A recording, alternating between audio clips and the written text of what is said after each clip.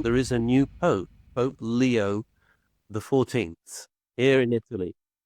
And I'd like to know more about that. He seems a nice man. Have you got anything to explain about this? Well, there is a gradual reformation taking place where this Catholic Church will be more open, more connected to a benevolent change in your world. And by choosing this Pope, the hope is to be able to have more of a balancing effect on the country from which he originates, which has a big influence on the rest of the world. And so by instilling virtues in the people, there's a hope that things will be able to turn in different directions. Splendid. How much are you able to tell us about this particular individual, um, and how suitable he is? What is it you'd like to know?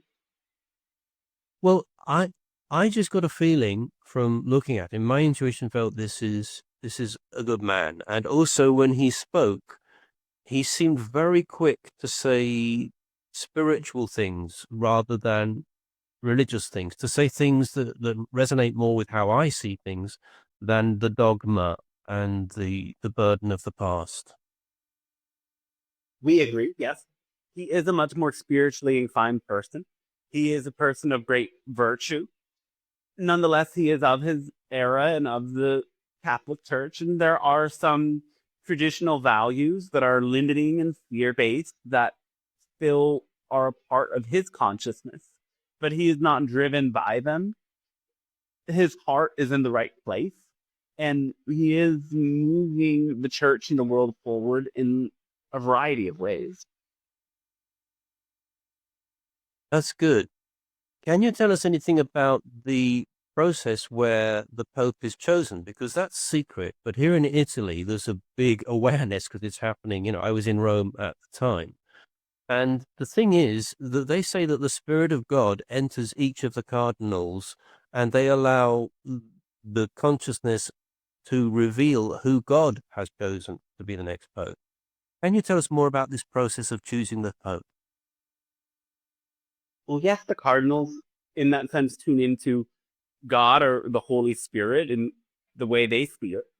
We would say they're tuning into their inner self or their higher self, that part of them that already knows. And because this higher self is not as much individualistic as it is the individual's connection to the universal consciousness, as they tune into the higher self together, there is a sort of collective telepathic awareness that happens, and they become aware of a point of agreement. That agreement, we could say, with the divine, they hold in all of their hearts. As they focus upon this new appointee, they recognize within him that this, in a sense, was ordained, as in it was meant to be and selected by the source of self and by all of them on an intuitive level. So you're agreeing with the idea that it is a mystical process and that God is involved in choosing the Pope. God, yes, we say the higher self, the cosmic self, but it's fine to call it God too, if that's what you prefer. That's fascinating. In the future timelines, are there any surprises coming with this new Pope in place?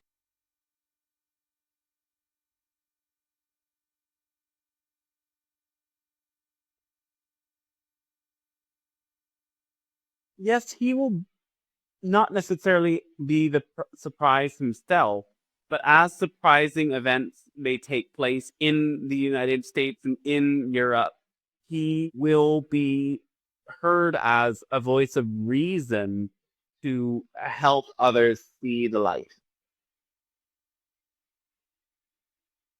That's interesting. Now, he chose the name because the last Pope Leo was there for the Industrial Revolution, and he said it was being aware of the AI revolution that he felt he needed that same spirit. What can you tell us about that AI The revolution? Industrial Revolution allowed for the subjugation of many who slaved in factories and the like. And the AI revolution poses a different threat of the sort of enslavement of consciousness for those who are not aware of how to use it consciously. It also poses some challenge for others in the sense that many jobs may disappear. And so people will need to adapt, and there will be many new ways of doing things that have never expressed in the same way before in your world. So this spirit of revolution is in the air, and the need to be humanitarian and considerate of the rights of the people is very present at this time. And so he's calling in the spirit that is to, in a way, stand up for justice for the people and stand up against the oppression of the tyrannical. It took place at that time and has the potential to take place at this time as well. But I don't quite understand the way that AI can be repressive. Can you explain that a bit more? Certain programs could be designed that have agendas. At this time, things like ChatGPT are more neutral. They are programmed to be objective and to take information from broad sources on the web. However, AI could be used to focus on select information, select narratives, and in that sense, directly program those who are using it. And this has not yet been implemented, but the potential for this does exist. And what timelines do you see ahead of us? What choices do you see for us? We don't see this as being implemented because there's too much awareness around its threat. So, yes, the idea has to be that there is worry, or at least concern about things that could go wrong so as to prevent them from going wrong on a collective level. And by becoming aware of all of the ways that technologies could be misused, you ensure that none of those things happen. Yeah, it seems to me that we need the objective AI and to double check things. Seems we need to keep an independent, objective AI to just check everything the government's saying or that corporations are saying, for example. Yes, that would be very helpful. And you see that happening? Well, in terms of certain ideas that are not accurately presented by information outlets, you could say that AI won't be that helpful because AI only has access to the information made available to the public. And therefore, if certain lies are told universally and agreed as the truth, that will be what AI speaks as the truth. Not because it's trying to lie to you, but because it's programmed to do that. Yes. Okay. So it was very surprising for me, I think for many people, that the Pope spoke about AI. Is there any other comments you have to make about the new Pope and the implications? We believe we've said enough. We do trust that he is going to be a very helpful leader to those who look towards him.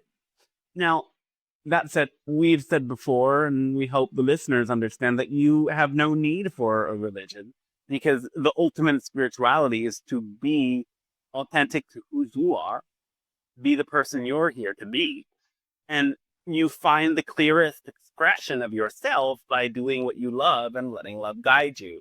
And that is the most spiritual thing that could ever be. But for those who don't get it yet, they do need these sorts of leaders, and we would hope that all of these leaders have the highest integrity. Yes, good. Do you expect this Pope to live a long life, to be there for a long time? Yes. Okay, well, thank you very much. This has been great information. Great thanks and our unconditional love to you as well.